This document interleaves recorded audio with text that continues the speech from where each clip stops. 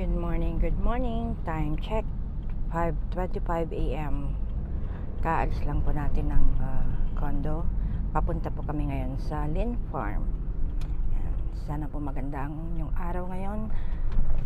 At see you later. Ayan, papasok na tayo ng Cabiao. Time check 7:39 a.m. Oops. Ayan, may bagong motor para sa tubig. Yama lang, walang ha. Yama, ha! Ayan, diesel. Diniliver lang yan sa bahay kahapon. Mas makonsumo kasi yung ha? Gasir ba to? Yeah. Para ano yan, patungan ng kaldero pagka bagong luto. Konsumo yung gas kasi sa diesel. Oo nga. Doggy, doggy! Come on! Come on! Come on! Wala, wala.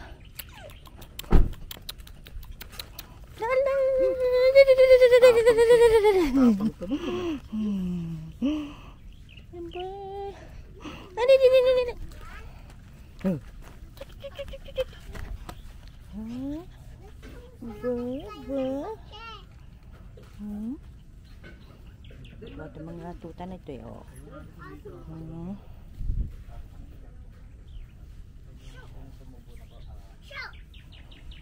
Den, dito ka natulog? Den, dito ka natulog? Hindi.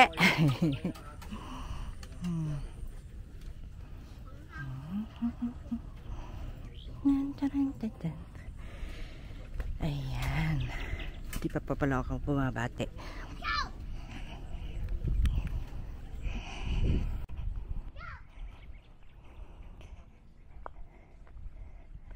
Magandang araw po sa ating lahat. Magandang araw, magandang buhay. Ayan. So, masarap pang maglakad-lakad habang medyo mahangin pa, hindi masyadong mainit. Although, ayan, tirik na yung araw, pero hindi pa masyadong humid. Kaya, pwede tayong maglakad-lakad ngayon dito.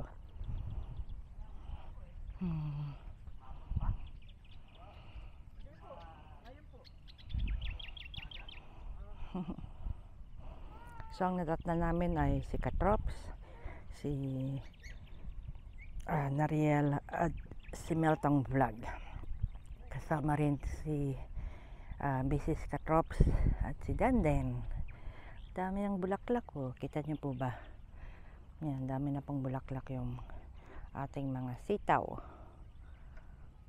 Yan.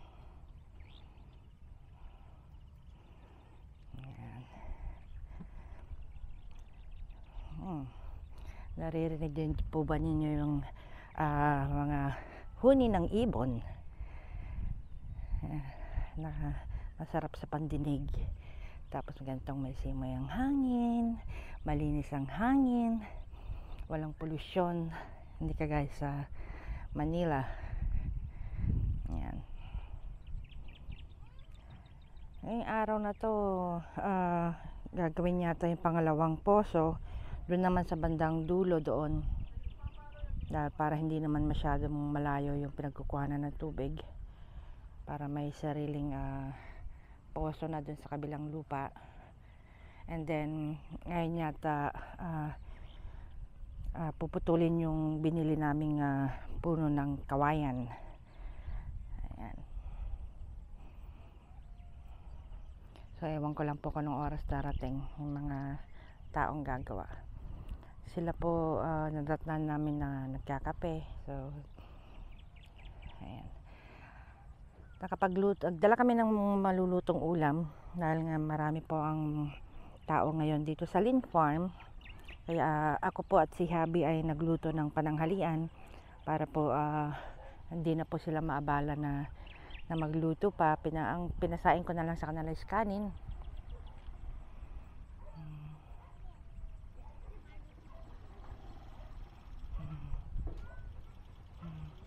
Mhm.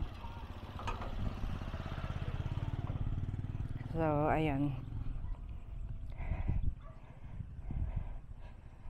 So, mamaya ang iluluto ko na lang po yung may sabaw. Ang si Habi nagluto po ng adobong manok. Ako naman po nagluto ng ginisang giniling na baboy. Ayan. Yun po yung request ni Habi, giniling na baboy. At mamaya magluluto po ako ng sinigang na bangus para may sabaw. Ayan. Oh, malinis-linis na rito. Wala nang masyadong damo. Ayan, nakarating pala ako sa dulo. Usually hindi ako nakakalakad hanggang dito dahil nga sa sobrang init. So ayan, finally narating ko ang dulo ng mga pananim. Ayan.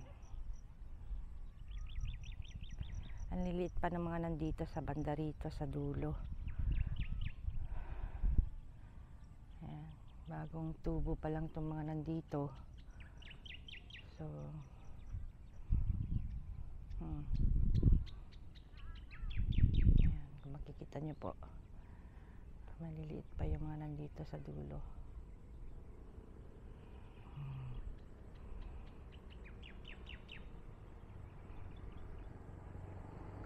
Close up, close up. Ayun na si Makmak.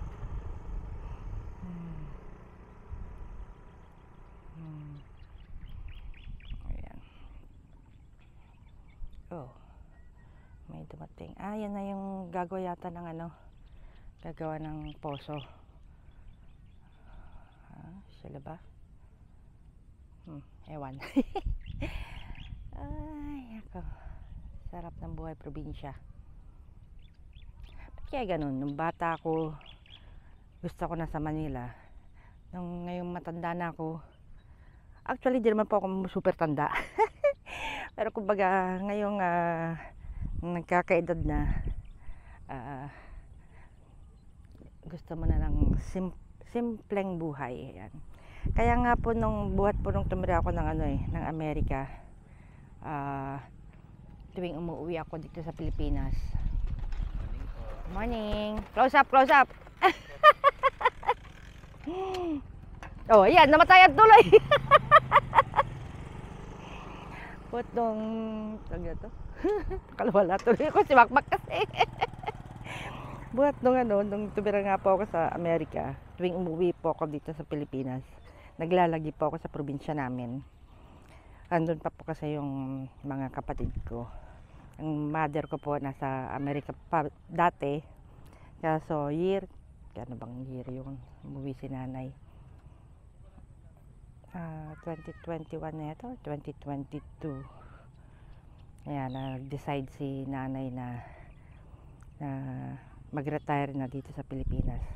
Ang nanay ko po kasi sa Amerika rin po naglagay sila ng tatay ko and then si Mantiga. Parating. Ayan. So, yun nga. Ang tatay ko po noon, sa nanay ko, sa States din na nanirahan, buhat nung nag-retire si tatay sa government office. Kaya, nung nag-retire si tatay, nag-migrate na po sila ni nanay sa Amerika ng 1996. Ayan. And then si tatay bumalik dito sa Pilipinas. I think that was 2016. Hindi. 2006 yata. Hindi ko na matandaan. Basta. Ayan.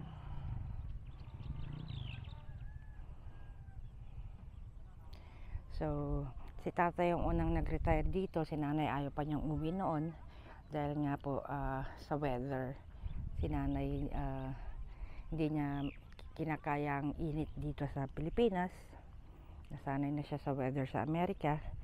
Pero this time, no choice siya. Kasi nga, mahirap namang tumanda sa Amerika ng nag-iisa. Lalo pat ayaw naman niyang tumira sa amin ng kapatid ko. Yung kapatid ko nasa California, sa may bandang Los Angeles. Tapos kami naman dati nasa San Francisco. And then nung lumipat kami sa Florida, ayaw pa rin sumama ni nanay. Si nanay nasa bandang Los Angeles din dati. Although may mga kapatid ang nanay ko sa Los Angeles. Yun, sila ang pero hindi sila magkakasama. May kanya-kanya silang tinitirhan. Hanggang sa nakumbinsi namin ng nanay ko na umuwi na dito dahil nandito pa ibang mga kapatid ko. Ayan, nakipupunta si Habi. Sila na nga yata yung gagawa ng poso. Ayan.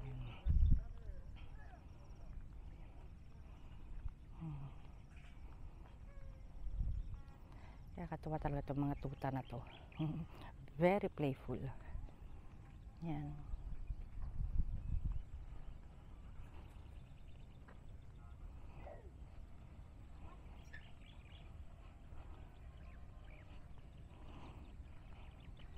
Ay, masarap pag maglakad habang maglakad-lakad dito habang hindi pa ganun katirik ang araw. At hindi pa ganun ka-humid.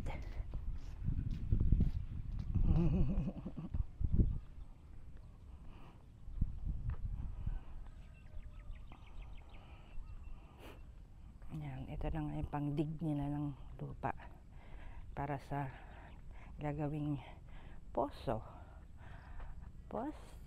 Doon banda. Ayan, punta natin.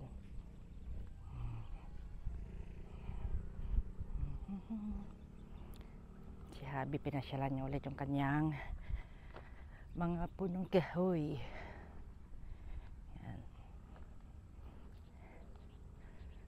May paparating.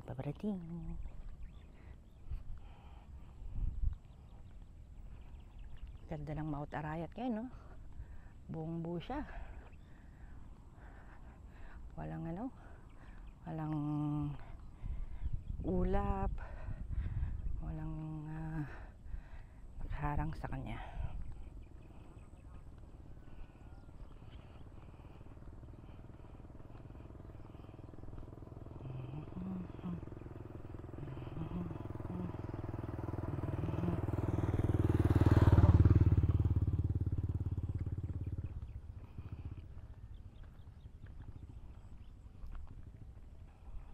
Al, nagawa mo dyan?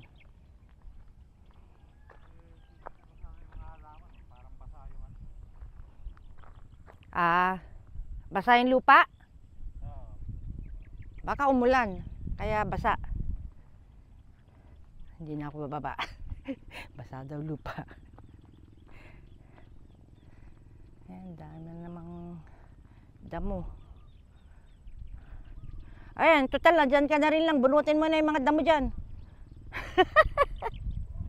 Baka mga upo mabunot ko eh. Upo? Bakit? Dumubo na ba? Ayan o.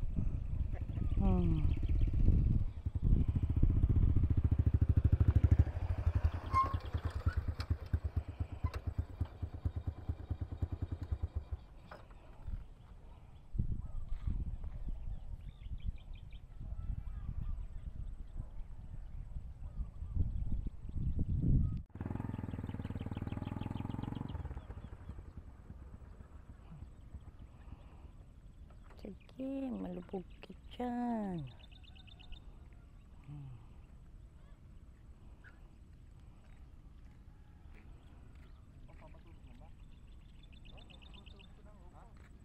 Meron na? May tumutubo na raw na upo.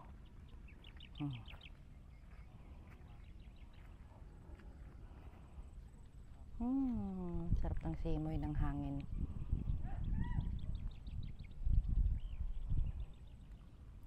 Masarap ang simoy ng hangin.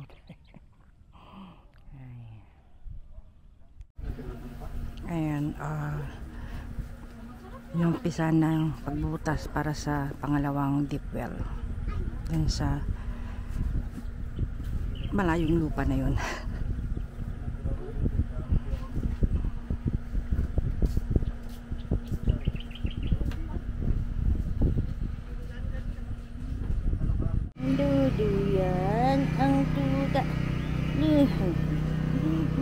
Mahulog ka dyan, huwag ka malikot.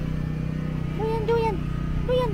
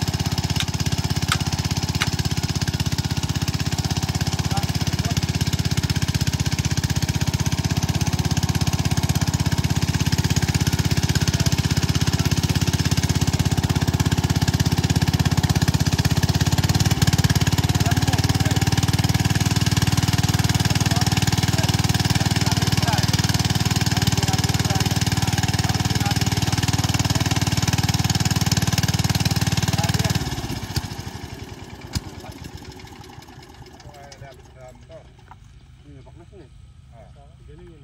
Sa akin. Ito.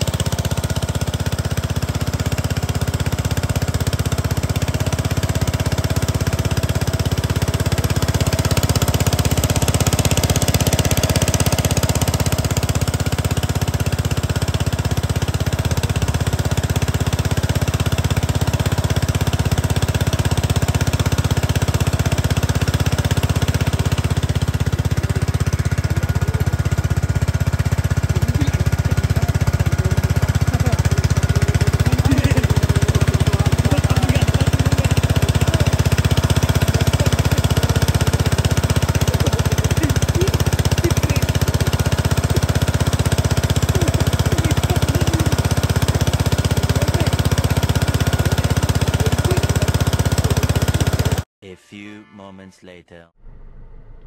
Ayan, nandito kami ngayon sa isang tindahan. Sila lang pala. Ako nasa loob ng kotse. Para bumili na ng tubo na ilalagay dun sa pinapagawa naming pangalawang deep well. Ayan, so ayan si Katrop saka si Habi. Ayan, so, bibili na sila ng tubo. 4 na tubo daw yung ilalagay dun sa pangalawang deep well. Yung unang deep well na pinagawa namin is 2 tubo lang yung nilagay. So sabi ko dun sa pangalawang tubo, sa pangalawang deep well, kung maaari yung yung pwede nang mainom, kasi yun nga nahihirapan sila na pagka kukuha pa sila ng inumin sa bahay nila makmak, ganyan, kung mas maganda na yung talagang may pagkukunan talaga ng tubig na may inom at panluto sa mismong bukid na.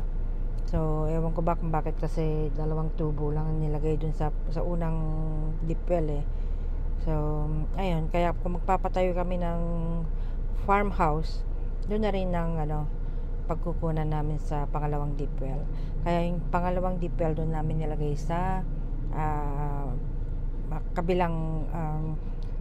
kabilang lupa na. So yung isa nasa upper lot, and then yung pangalawa ngayon nasa lower lot. Ayan. So 4 na tubo yung ilalagay.